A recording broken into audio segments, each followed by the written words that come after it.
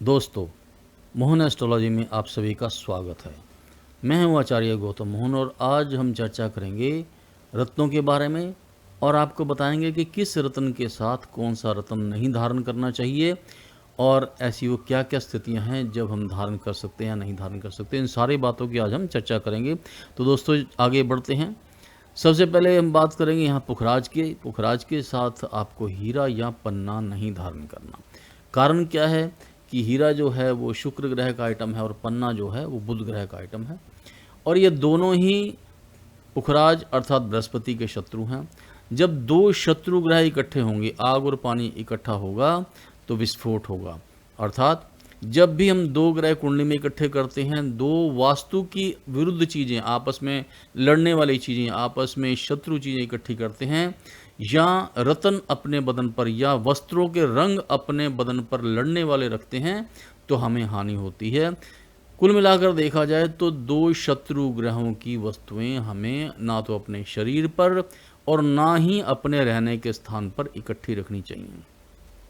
केवल कुछ केसेस में एक्सेप्शन होता है।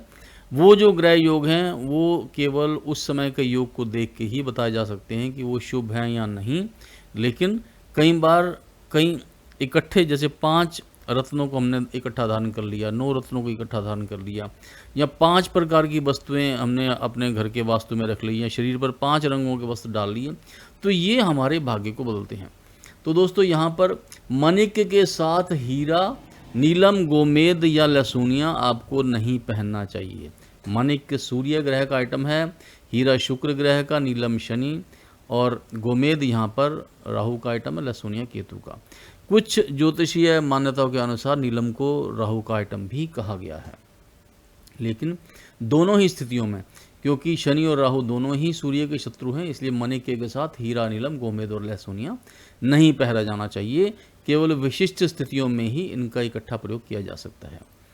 अब नीलम के साथ माणिक्य, मोती या मूंगा न धारण करें। नीलम है यहाँ पर, जैसे हमने कहा कि राहु भी माना जाता है, इसे शनि भी माना जाता है, तो इसके साथ उसके शत्रु ग्रह माणिक्य सूर्य, मोती चंद्रमा और मूंगा जो मंगल है, इनको धारण नहीं करना चाहिए।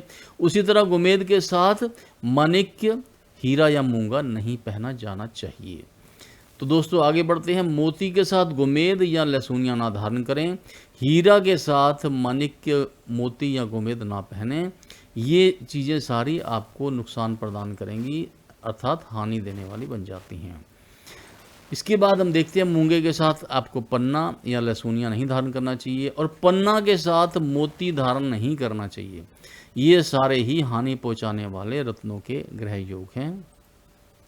लहसुनिया के साथ मोती या मूंगा ना धारण करें। और इसके अलावा यदि आप ये जानना चाहते हैं कि आपने जो धारण किया हुआ है कोई सेमी प्रीशियस स्टोन है या और भी किसी कोई रंग का रत्न है, तो आप रत्न का रंग लिखें और रत्न का नाम लिखें और हमें कमेंट बॉक्स में आप भेज सकते हैं। हम प्रयास करेंगे आपको बताने का कि आपने जो रत्न धारण कर रखे हैं वो आपके लिए शुभ हैं या नहीं। और दूसरा, यदि आप अपनी डेट ऑफ बर्थ, टाइम और प्लेस के साथ हमें अपने रत्न भेजते हैं तो हम आपकी जन्म कुंडली के हिसाब से आपको बता सकते हैं कि आपने जो रत्न धारण कर रखे हैं वो आपके भाग्य को बढ़ाने वाले हैं या नहीं। तो दोस्तों आप भी यदि जानना चाहते हैं कि आपको कौन सा रत्न धारण करना चाहिए जो आपके भाग्य को बदलेगा, कौन सी वास्तु स्थिति है जो खराब है आपके घर में, आपके कार्यस्थल में, इन सब बातों को जानने के लिए कमेंट बॉक्स में अपनी जिज्ञासा लिखकर भेजें। हम प्रयास करेंगे आपके प्रश्नों का उत्तर देने में, आपके जिज्ञासाओं को शांत करने में। तो दोस्तों इसी के साथ मैं देता हूं अपनी वाणी को विराम। हम फिर मिलेंगे एक और ऐसी ही ज्ञानवर्धक वीडियो के साथ। आप सभी को मेरा नमस्कार।